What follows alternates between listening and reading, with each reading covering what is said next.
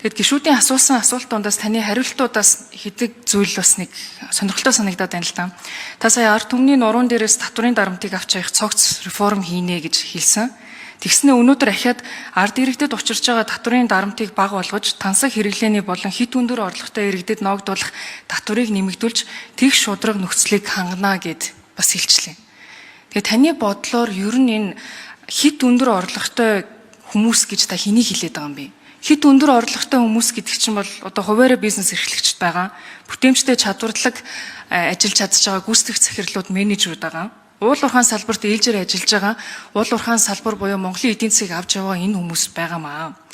За тэгэхээр ингээд түүнээс биш бусдаар бол өндөр цалин авах бол манад боломж бол байхгүй.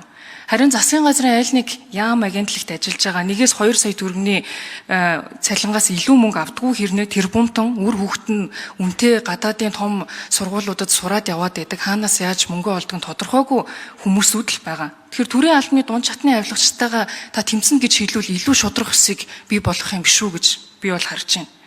Одоо ч ил дотор татвараа төлөө яваад байгаа хүмүүсийн тэр татврыг ахиж нэмнэ гэж ярих эрх бол байхгүй гэж бодож байна.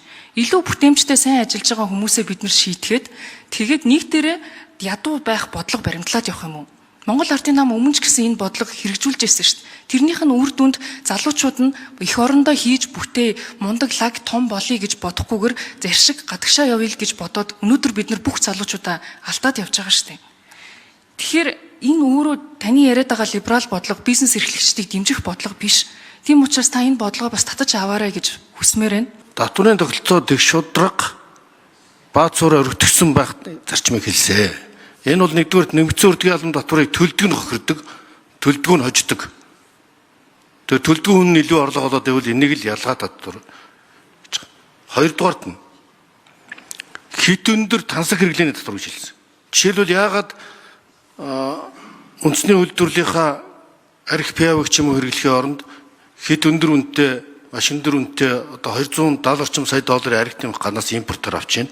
Энэ чинь валютын ханшийг өсгөж нийт ардны нуруунд дээр валютын ханшаас үүдэлтэй инфляцийг хөөрөгдөж байгаа. Одоо хит өндөр хэрэглээ гэдэг дээр импортоор авч байгаа би нэстэг тэрэгч байд юм уу? Хит өндөр үнэтэй одоо машин одоо уул уурхай эдийн засаг нэмэгдэх тусам Lexus дээд зэрэглэлийн машинуудын импортын хэрэглээ нэмэгдэг. Энэ одоо жохом ямар орлоготой гэдгээсээ үл хамааран. Ийм учраас энэ бол Индонезич, Америкч, дэлхийн бүх улсуудад либерал эдийн засагтай альсвал одоо Шведийн загварын улсууд ч гэсэн энэ хэрэглээнд татвар хоногдуулж байгаамаа. Ийм учраас энэ бол хит өндөр тансаг хэрэглээний татвар гэж байгаа шүү. Түүнээс би орлогын татвар яриаггүй.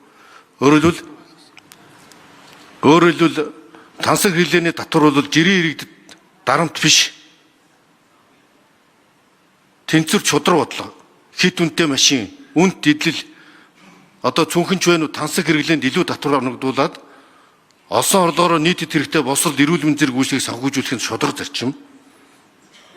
Ийм учраас энд цалин хилээд байгаа юм биш. Тэр хөдөлмөр эрхэлж байгаа хүмүүсийг дэмжинэ гэдэг чинь цалингийн татвар энэ хувь хүний орлогын албан татврын тухай яриа биш. Энэ бол хэдийн засаг хэрэглээний импортыг өдөөж идэг ялангуяа импортын татвар, онцгой татвар энэ татваруудыг хэлж байгаамаа гэдэг би онцолж хэлж байгаа шүү. Түүнээс биш энэ дэлхийн одоо маш олон улсад 30 гаруй улсад нэлээ энэ чиглэлээр хамаардаг. Жишээлбэл хэд өндөр үнэтэй тансаг хэрэглээнд тансаг зэрэглэлийн автомашин жишээлбэл Rolls-Royce, Bentley ч гэдэм хувийн онгоц одоо гişнээ нэстэг тэрийг нисэж байна.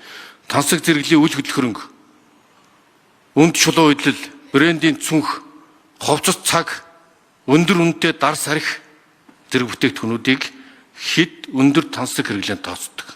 Ард нь мөнгө угаалт явагддаг.